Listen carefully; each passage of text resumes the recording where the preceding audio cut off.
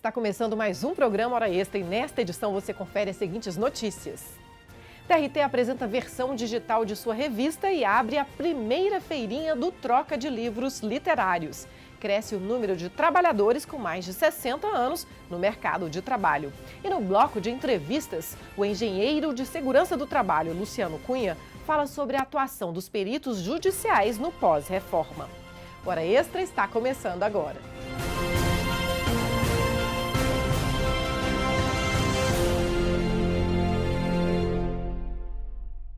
O TRT de Goiás apresentou a magistrados, servidores e advogados a versão digital da revista TRT 18, produzida há cerca de 14 anos. Na ocasião, também foi aberta a primeira feirinha do Troca de Livros Literários.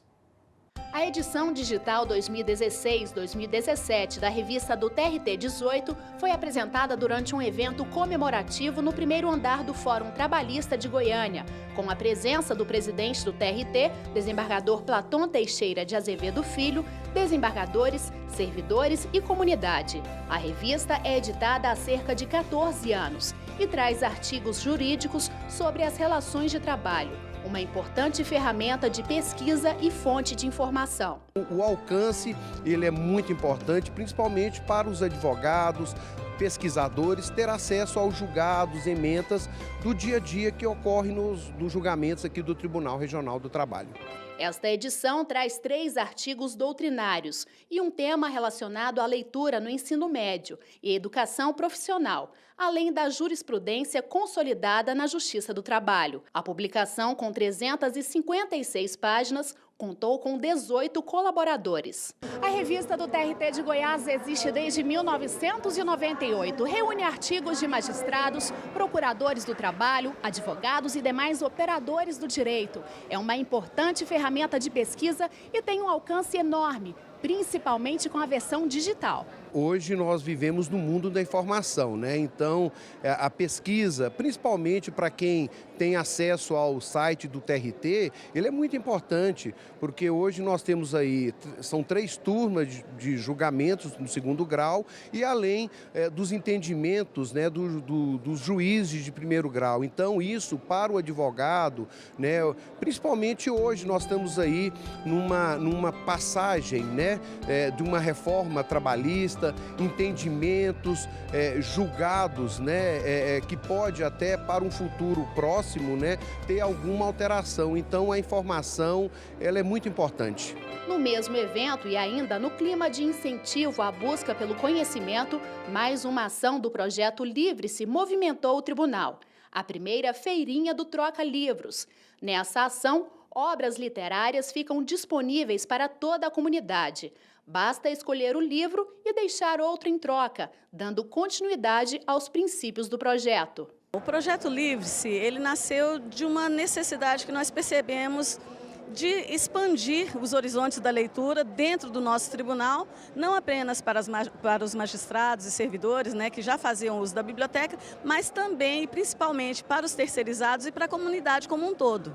Então, como a leitura liberta, nós achamos que seria interessante utilizar essa expressão livre-se, né? Porque quando você pega um livro na biblioteca e você lê, você se livra. E se você tem algum material que você já leu e que você não está mais utilizando, a gente pede que você se livre dele, trazendo para nós, para que a gente possa levar a outras pessoas para que sejam também libertas por meio da leitura.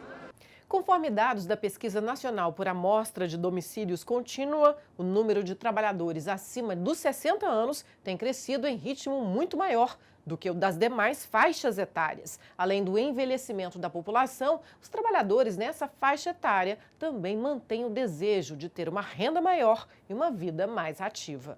Depois de atuar quase a vida toda e até se aposentar na área bancária, Valdir, com 62 anos, não pensa em parar de trabalhar de jeito nenhum e até mudou de profissão. Há um ano se tornou corretor de imóveis e está sempre atrás de clientes. Eu tô ligando para a gente conversar sobre o apartamento lá do Jardins Bueno, tá lembrada? É o Valdir. É o Valdir que está falando.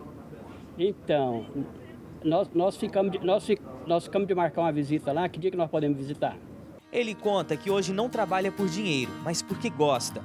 O corretor diz que quer continuar a ser exemplo de trabalhador para os 3 filhos dele e que tem muito a ensinar para as novas gerações.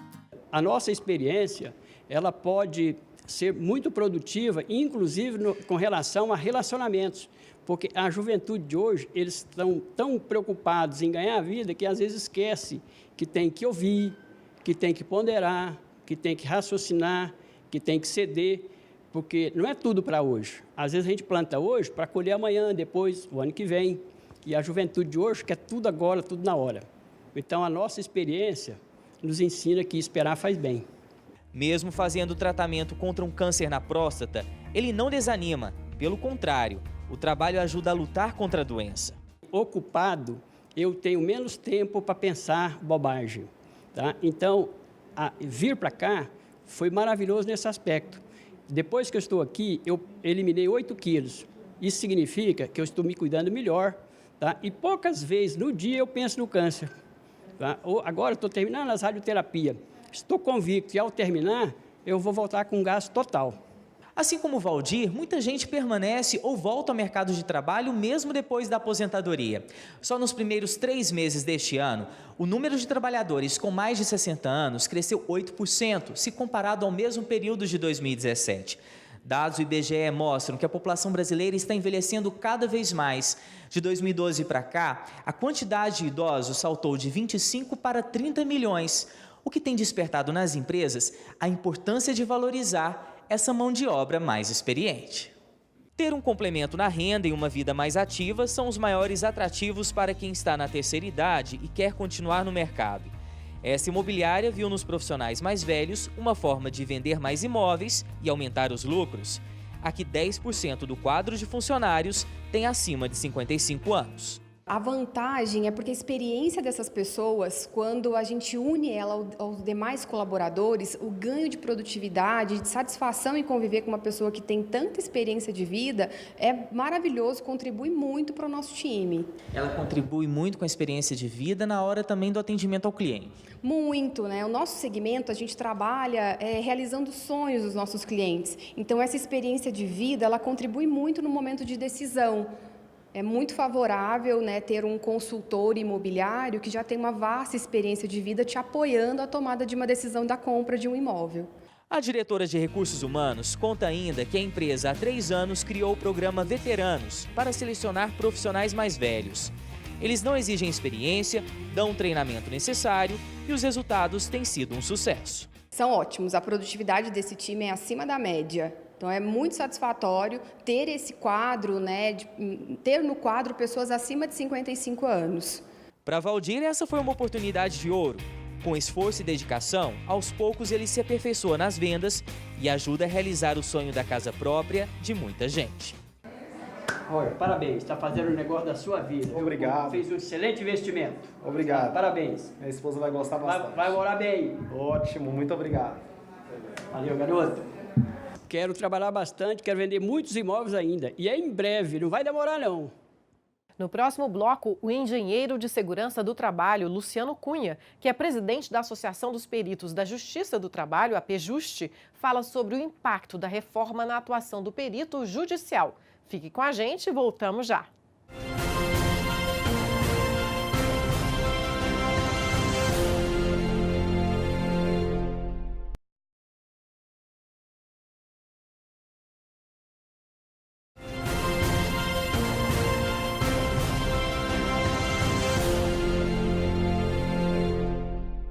As novas regras trabalhistas em vigor há mais de 10 meses também mudaram a rotina do processo em relação ao trabalho dos peritos judiciais, fundamental em causas que precisam da expertise do profissional para definir questões de fato que podem mudar o rumo das lides trabalhistas.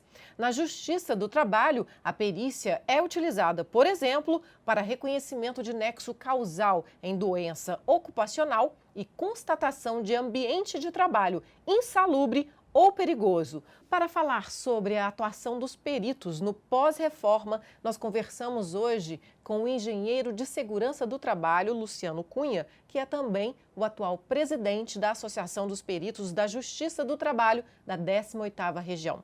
Seja bem-vindo à Hora Extra, Luciano. Muito obrigado. É uma satisfação estar aqui no Hora Extra.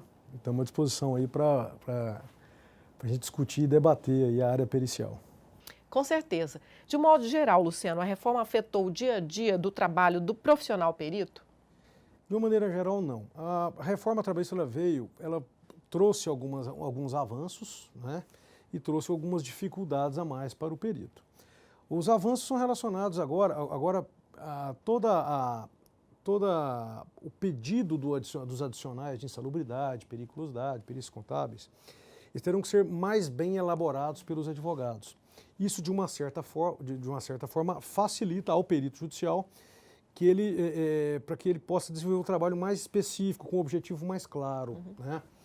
E hoje você não vai ter mais aqueles excessos colocados nas petições, justamente pela inovação aí da nova reforma trabalhista. Por outro lado, trouxe algumas dificuldades relacionadas a honorários periciais, adiantamentos, a sucumbência por parte dos reclamantes vai trazer um pouco mais de dificuldade, e a gente observa que, de uma maneira geral, o número de perícias vai baixar demais. Então, se você reduz o número de perícias, você reduz a quantidade de perícias judiciais por perito e, consequentemente, você tem uma estabilização aí desse número, né? Então, basicamente, são essas as implicações. Sobre os honorários periciais, as novas regras trabalhistas prevêem uma nova sistemática de pagamento, não é isso? Não poderá mais, por exemplo, haver a antecipação de parte dos honorários periciais para que o perito inicie o seu trabalho, né? E quanto ao valor da perícia, o que foi modificado? Isso. O novo texto da reforma, ele estabelece que o juiz é proibido de exigir a antecipação dos honorários periciais. Mas veja que é proibido exigir, né? Mas isso não é a mesma coisa de falar de recomendar, de sugerir. Ele pode recomendar e pode sugerir, e é isso que tem sido feito pelo tribunal em grande parte das varas do trabalho. Qual que é o porquê dessa antecipação de honorários? Na verdade, não é uma receita antecipada do perito. Ele funciona como se fosse uma ajuda de custo para bancar despesas imediatas que ele tem. Então, combustível para se deslocar até o local da perícia, a locação de equipamentos, você tem uma manutenção de escritório que é muito pesada, internet para fazer pesquisa, computadores, a calibração de aparelhos, instrumentos de medição. São despesas muito altas que o perito tem que ter para imediatamente fazer cumprir lá com o seu encargo de fazer a perícia judicial. E, efetivamente, essa antecipação vai cobrir essas despesas iniciais. Então, assim, o tribunal, de uma maneira geral, ele tem mantido essas antecipações como recomendação pelo juiz, e isso, de uma certa forma, facilita bastante o cumprimento dos encargos pelos peritos judiciais, assim, e facilitando para ele também, tendo mais conforto na hora de fazer lá a sua perícia judicial e, efetivamente, emitir seu laudo técnico e apresentar ao juiz. E quanto ao valor da perícia, a reforma parece que trouxe um limite, né, a esse pagamento. Veja, a reforma ela trouxe uma limitação no valor de pagamento pelo requisitório de pequeno valor, né? Então, ele tem lá um valor limite que basicamente é o mesmo que tinha anteriormente. O valor das perícias, de uma maneira geral, ele é arbitrado pelo juiz com a apresentação do laudo técnico a partir da sugestão, da proposta de honorários do perito, né? Então, na Justiça do Trabalho, o perito faz o laudo e propõe os honorários. O juiz, baseado naquela proposta, ele vai verificar a complexidade do trabalho, as despesas que o perito teve, os gastos que ele teve e a complexidade do trabalho para determinar se ele paga a totalidade ou uma fração dela, mas fica a critério do juiz determinar e arbitrar o valor dos honorários periciais. Certo. Luciano, sobre a verificação do grau de insalubridade, nós temos uma pergunta da advogada Isabel Lira. Vamos ver?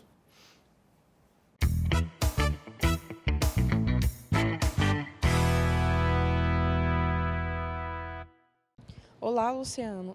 Eu gostaria de saber quais que são os parâmetros para identificar quando que o grau de insalubridade nas oficinas mecânicas ele ultrapassa os limites permitidos pelo Ministério do Trabalho. Isabel, veja só, cada oficina mecânica ela é única, ela é individual, depende muito de oficina para oficina. Mas, de uma maneira geral, Veja só, o que a gente tem nas oficinas? Nós temos ruído, eventualmente um calor, eventualmente ruídos de impacto por pancada de ferramentas. A gente tem oficinas que usam de soldas, pintura, thinner, né? Então, assim, a maioria das oficinas utiliza graxas, óleos, lubrificantes de uma maneira geral. Então, o que a gente tem que entender?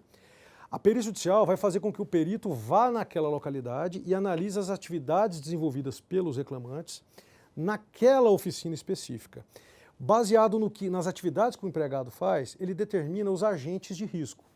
E quem determina a insalubridade é a própria norma, a norma regulamentadora número 15, que é da portaria 3214 de 78, ele estabelece, por exemplo, que para ruído é 20%, se ele esteve exposto ao ruído numa intensidade superior ao limite de tolerância daquela atividade, então ele vai fazer jus adicional de insalubridade de 20%.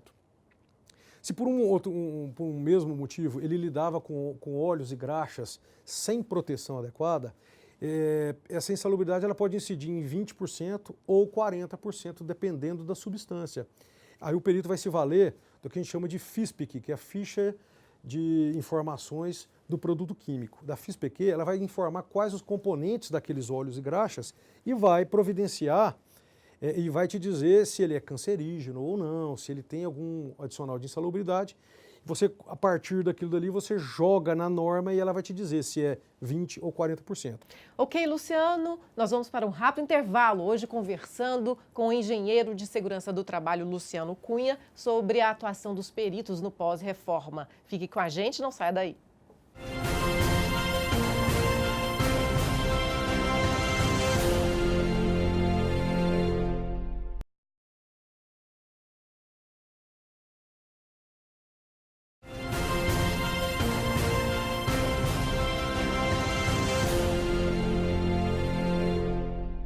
Hora Extra está de volta, hoje conversando com o engenheiro de segurança do trabalho, Luciano Cunha, que também é o presidente da Associação dos Peritos da Justiça do Trabalho da 18ª Região em Goiás. Nós conversamos sobre a atuação do perito, o dia a dia do perito no pós-reforma. Luciano, nós vamos direto à pergunta do advogado Gabriel Machado sobre a atuação dos peritos em Goiás. Vamos lá?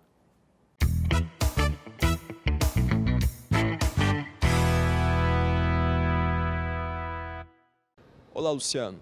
A reforma trabalhista trouxe ou pode trazer novas oportunidades de atuação para a categoria? Gabriel, veja só, a reforma ela veio disciplinar, né, muitos aspectos da legislação trabalhista, veio equilibrar um pouco essa relação. Eu vejo que a partir de agora nós teremos grandes oportunidades. Por exemplo, hoje as partes estão procurando se assessorar de uma maneira melhor, até de maneira prévia, antes de entrar com uma inicial, antes de entrar com um pedido na justiça. Isso eleva o nível, isso aumenta a complexidade e os peritos têm a oportunidade de se qualificar melhor e atender melhor a essa demanda. Veja também, Gabriel, que é o seguinte, surgiu um novo mercado, né? Novo não, mas ampliou bastante o mercado da assistência técnica, tanto uma assistência técnica prévia à reclamatória trabalhista, quanto aquela no decorrer da perícia. Porque as partes agora vão querer, mais do que nunca, participar do procedimento pericial assessorado por bons peritos e bons profissionais na área de segurança do trabalho, por exemplo. Veja que a PJust ela congrega médicos do trabalho, engenheiros de segurança do trabalho, contadores, fisioterapeutas, e quanto melhor o grau de conhecimento e capacidade desses peritos, isso daí, com certeza, você vai ter uma melhor resposta ao processo judicial. Bom, já que você tocou na associação, né, recém-criada, né, tem menos de 2 anos de criação, Isso. Qual que é o desafio, agora que você assumiu o comando da entidade, o maior desafio hoje da associação? Fabíola, veja, a associação é muito nova ainda, né? Nós estamos numa segunda gestão e a nossa ideia nesse primeiro momento é nos aproximarmos do tribunal, que efetivamente são o nosso contratante, né? Nós temos que prestar um serviço de melhor qualidade.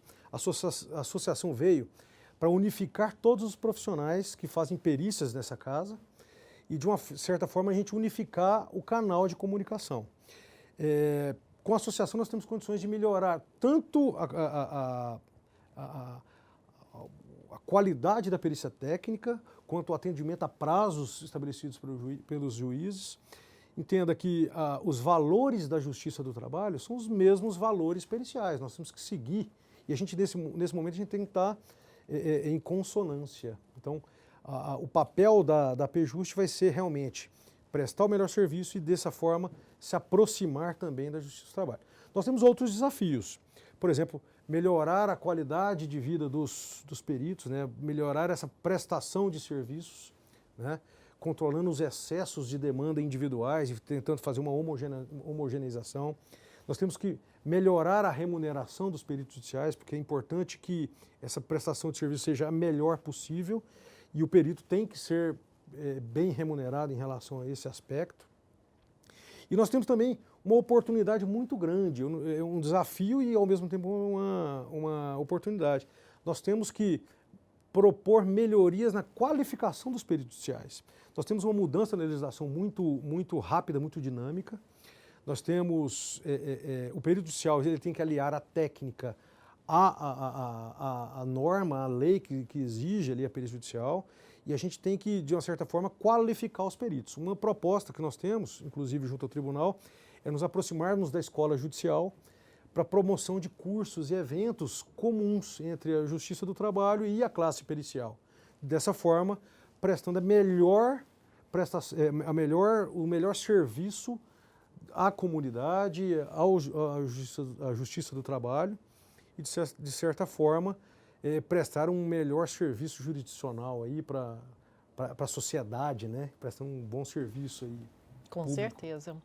E aproveitando um pouquinho a sua expertise, né, engenheiro de segurança do trabalho, na sua opinião, o que se poderia fazer para prevenir, para diminuir a quantidade de acidentes de trabalho que acontecem hoje no Brasil? Veja só, a segurança do trabalho, tanto a segurança e saúde do trabalho, ela trabalha de forma preventiva, né? Assim, quais as maneiras que você tem de prevenir um acidente, uma doença ocupacional? Eu costumo dizer que todo acidente ele pode ser prevenido, ele pode ser evitado. Basta um processo de conscientização, na minha opinião, a respeito, uma conscientização tanto do empregador quanto dos empregados. Essa relação ela tem que ser bastante conscientizada, no sentido de que no empregador a gente tem que conscientizá-lo de que o investimento em segurança do trabalho vai dar retorno para ele, tanto na saúde e segurança do empregado dele, isso vai se converter em lucro que ele tanto deseja, em resultados, né? O empregado saudável, ele produz mais e melhor. E também para o empregado, o comportamento do empregado ele é muito importante no ambiente de trabalho, ele tem que se conscientizar que ele é o responsável também pelos seus atos, pelo seu comportamento.